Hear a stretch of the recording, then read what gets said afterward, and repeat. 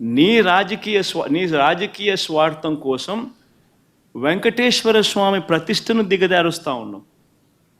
నీ రాజకీయ స్వార్థం కోసం వెంకటేశ్వర స్వామి ప్రసాదానికి సంబంధించిన విశిష్టతను దిగజారుస్తా ఉన్నావు.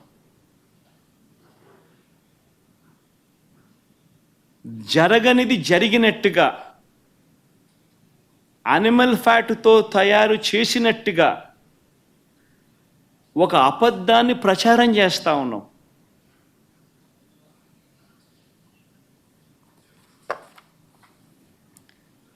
ధర్మమేనా అని అడుగుతా ఉన్నా. మరోవైపు ఇంకా ఇలా అబద్ధాలు రోజుకు ఒక్కొక్క అబద్ధాన్ని ప్రమోట్ చేస్తారు. ఈ మధ్యకాలంలోనే ఇంకొక అబద్ధాలను వీళ్ళు ప్రమోట్ చేస్తూ నందిని బ్రాండ్ను కూడా వాడడం లేదని అంటాడు. కేఎంఎఫ్ పక్కన కర్ణాటక మిల్క్ ఫెడరేషన్ వారి నందిని బ్రాండ్ అని. నేను అడుగుతా ఉన్నా, 2015 నుంచి 2019 చంద్రబాబు నాయుడు గారి హయాంలో 2015 నుంచి 2018 అక్టోబర్ దాకా నందిని బ్రాండ్ ఎందుకు లేదు? చంద్రబాబు నాయుడు గారు కొనుగోలు చేసిన 6 నెలలకు ఒకసారి పిలిచిన టెండర్ల ప్రక్రియలో ఎందుకు లేదు?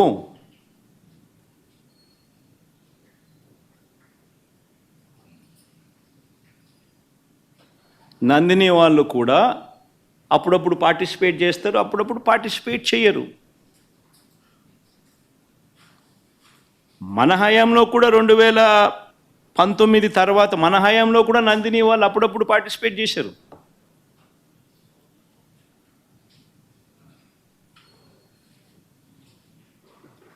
రేటు ఇంకోటి అంటాడు, 320 రూపాయలకి నెయ్యి ఎట్టు వస్తుందని.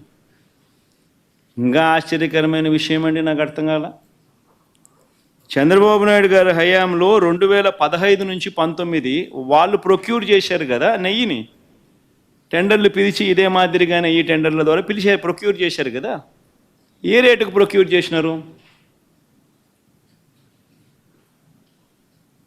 అదే క్వాలిటీ నెయ్యే కదా ఇప్పుడు కూడా. అప్పుడు అదే క్వాలిటీ, ఇప్పుడు అదే క్వాలిటీ. దశాబ్దాలుగా నెయ్యి క్వాలిటీ అదే, కొత్తగా మారింది ఏమీ లేదు. అవే ఆవులు, అవే డైరీలు, అవే ఆవులు, అవే పాలు, అవే నెయ్యి, అదే క్వాలిటీ. ఆ క్వాలిటీ ఉంటే తీసుకుంటారు, లేకపోతే తీసుకోరు. చంద్రబాబు నాయుడు హయాంలో నెయ్యి ఏ రేటుకు కొన్నారు? 276 రూపాయలు 2015లో కొన్నారు టెండర్ల ద్వారానే.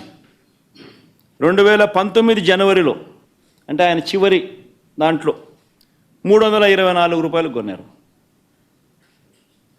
మరి అదేటప్పుడు ఇక్కడ 320 కొంటే తప్పేముందయా? ఉన్న రేట్ అది. వాళ్ళ టెండర్లలో వాళ్ళు కోట్ చేసినారు, L1 కింద ఎవడైతే వాళ్ళకి ఇచ్చినారు.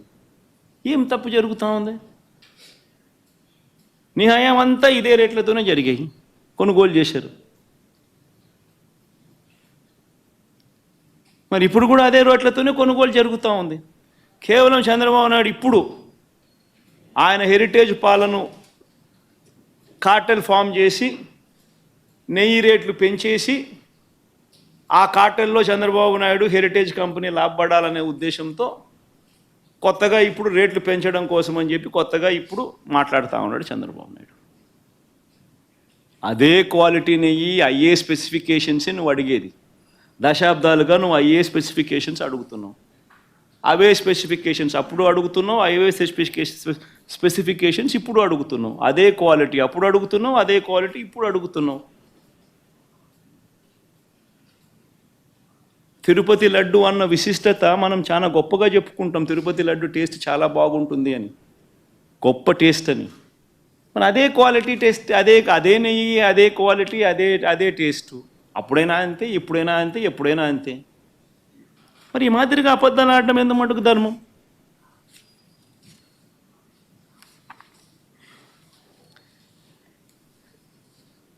చంద్రబాబు గారి పాపాలు నిజంగా ఒక్కొక్కటిగా కూడా బయటకు వస్తూ ఉన్న నేపథ్యంలో